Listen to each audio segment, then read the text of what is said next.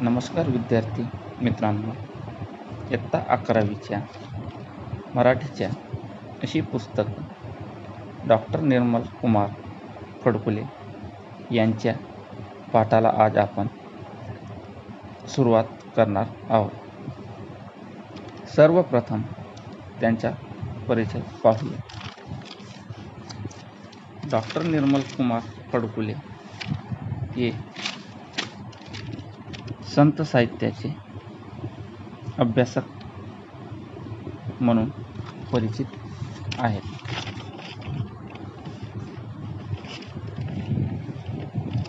समीक्षक प्रसिद्ध वक्ते म्हणून ओळख आहे. त्यांनी लिहिलेले अनेक स्वतंत्र व संपादित पुस्तके प्रसिद्ध केली आहेत. कल्लोळ अमृताचे, चिंतनाच्या वाटा, प्रिय आणि अप्रिय, सुखाचा परिमळ हे साहित्य, संत कवी तुकाराम, एक चिंतन, संत चोखामेळा आणि समकालीन संतांच्या रचना, संतांची या भेटी, संत विनेचा झंकार, संत तुकारामचा जीवन विचार ही संत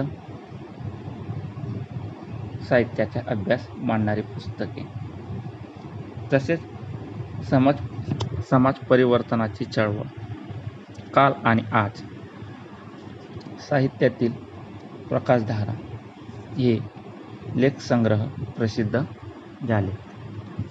संत साहित्य हा त्यांच्या विशेष आस्थेचा विषय होता. प्रबोधनातील पाऊल खुणा आणि निवडक लोकहितवादी या संपादित पुस्तकातून 19व्या शतकातील सुधारणाविषयी चळवळीसंबंधीचा त्यांचा व्यासंग प्रकट होतो.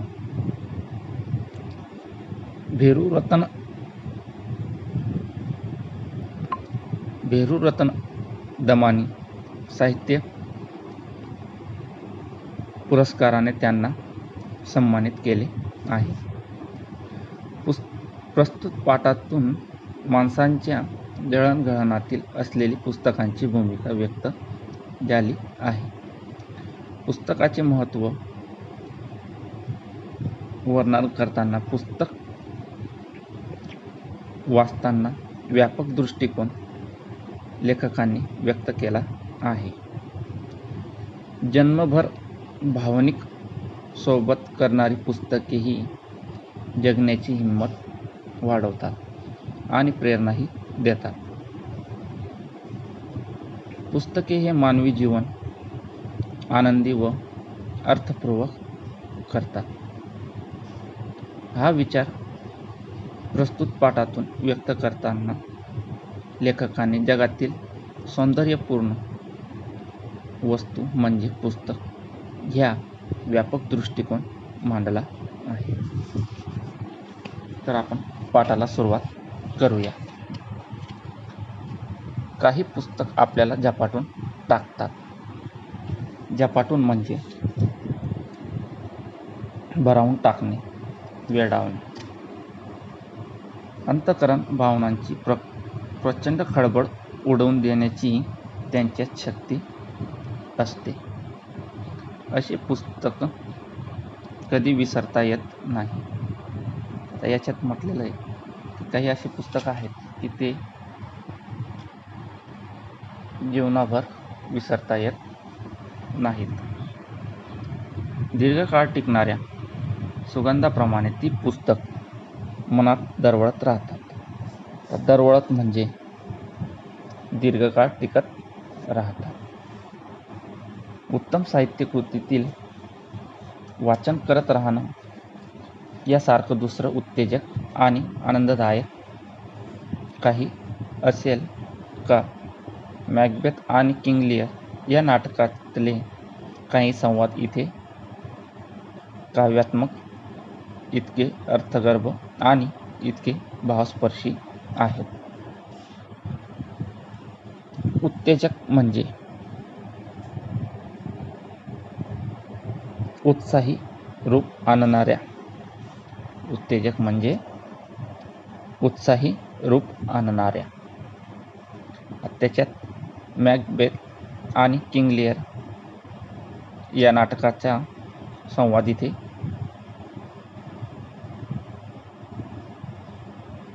इथे साधलेला आहे. मॅकबेथ आणि किंग लिअर हे एक नाटक आहे. या नाटकाचे लेखन जगप्रसिद्ध लेखक विल्यम शेक्सपियर यांची शोकांतिका दुःखद शेवट होते.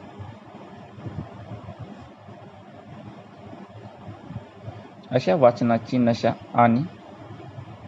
और असते. नशा म्हणजे गुंगी चढणे. सुखाविषयीच्या माझ्या कल्पनेतून पुस्तक वगळले तर सारं सुखच संपुष्टात आलं असं म्हणावं लागेल. जवळचे मित्र दुरावतात म्हणजे ज्या वातावरणात समाजात राहतो त्यामध्ये अशी काही प्रसंग येतात, आपल्याला जवळचे मित्रही दुरावतात.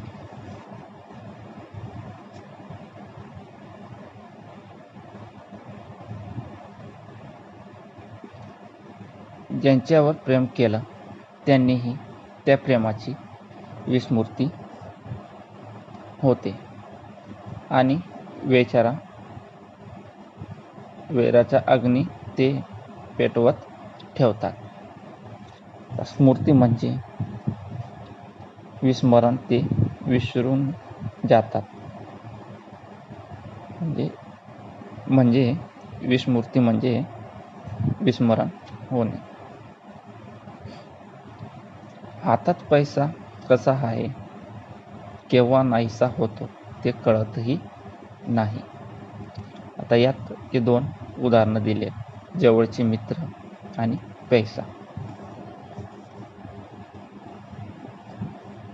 यांच्यामध्ये 2 उदाहरण दिलेले आहेत. पहिले वाक्य म्हणजे जवळचे मित्र, दुसरं म्हणजे पैसाच.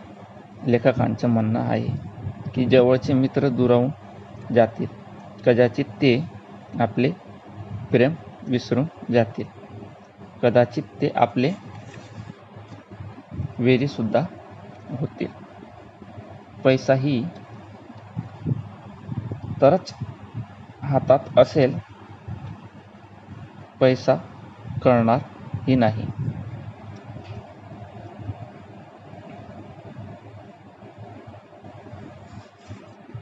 विश्वासघातकी असत नाही.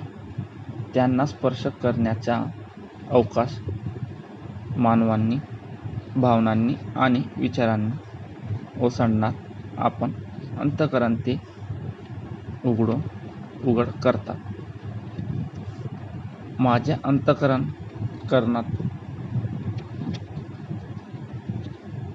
माझ्या अंतरंगात त्या थोर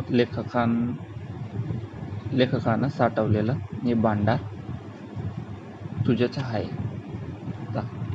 भांडार जे आपण साठवून ठेवलेलं भांडार आहे.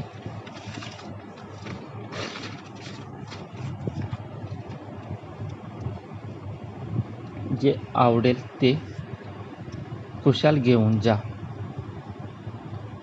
असंच जणू पुस्तक आपल्याला सांगत असतं. आता इथं म्हटलं आहे जसे आवडेल ते खुशाल घेऊन जा.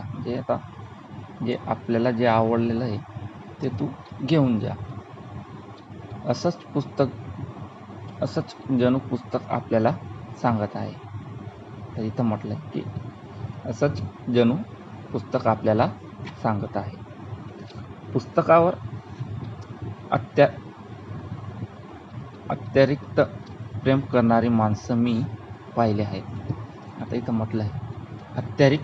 आता आपण म्हणतो की अत्याधिक प्रेम करणारी माणसं आपल्याला काही पाहिलेली आहे.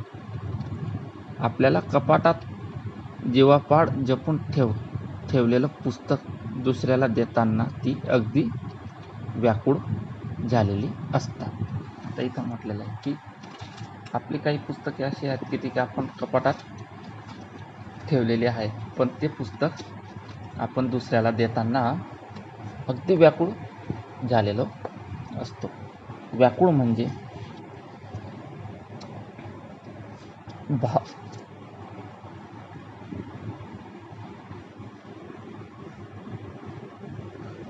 व्याकुळ म्हणजे भावविवल होणे. व्याकुळ म्हणजे भावविवल होणे.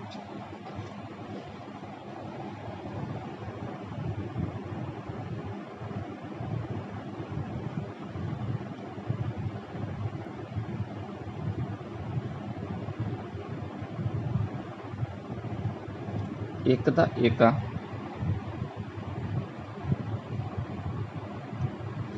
एका ग्रंथप्रेमी वाचकाकडून 2 दिवसांसाठी हे पुस्तक मी वाचायला आणलं होतं. आता इथं म्हणताय की ग्रंथप्रेमीकडनं मी 2 दिवसासाठी पुस्तक वाचायला आणलं होतं. ते देताना तो ग्रंथप्रेमी म्हणाला, काकुळतीनं सांगत होता. काकुळती म्हणजे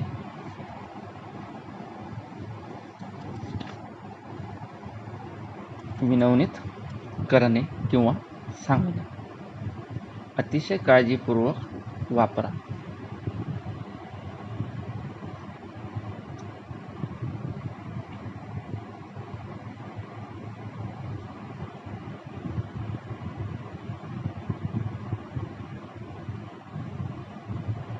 दुसऱ्याच्या हाती देऊ नका. पुस्तकाची पानं मुडपू नका. जे इथं म्हटलंय दुसऱ्याच्या हाती देऊ नका.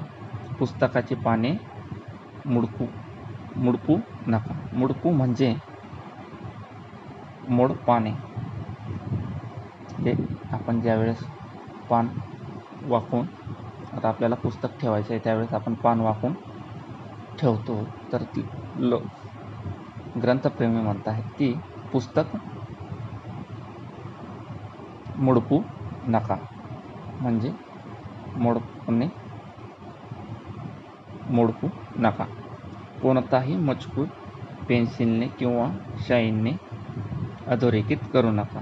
आता आपण पुस्तक घेतो, एखाद्या वेळेस आपल्याला आता झोप लागली किंवा आपल्याला आता पुस्तक वाचन झालं आहे, तर आपण पेन्सिलने किंवा पेनने अधोरेखित करतो, तर ते अधोरेखित करू नका.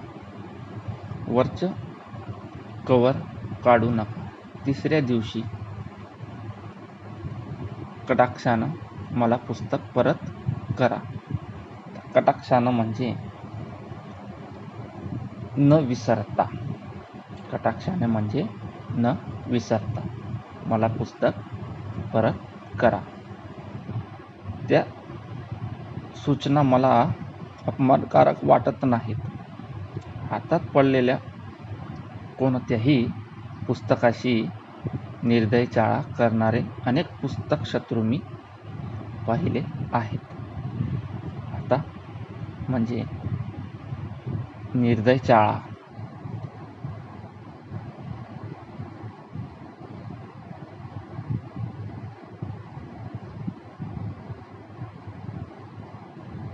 निर्दयचाळा म्हणजे दयामया न दाखविणारा. निर्दयचाळा म्हणजे दयामया न दाखवणारा. त्यांच्या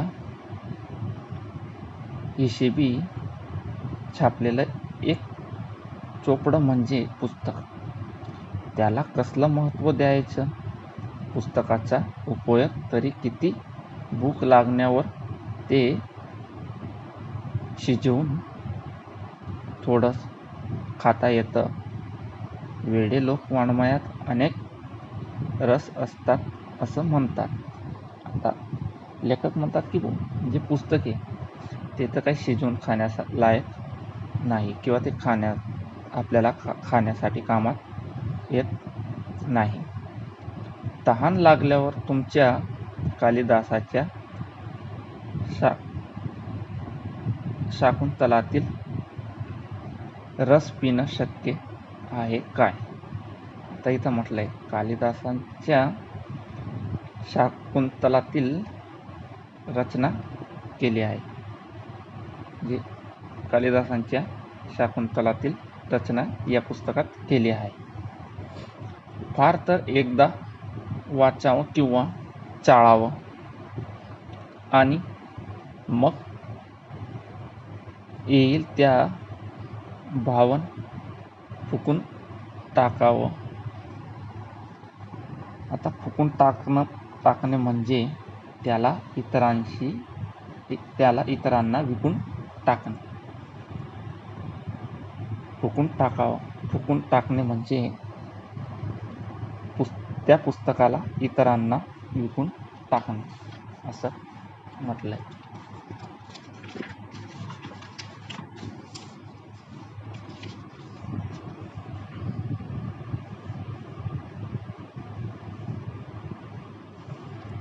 विचारसरणी अनेकांची असते, पण त्या पुस्तकप्रेमी मला ज्या अटी आपल्याला होत्या त्या खरोखरच अत्यंत संयुक्तिक होत्या.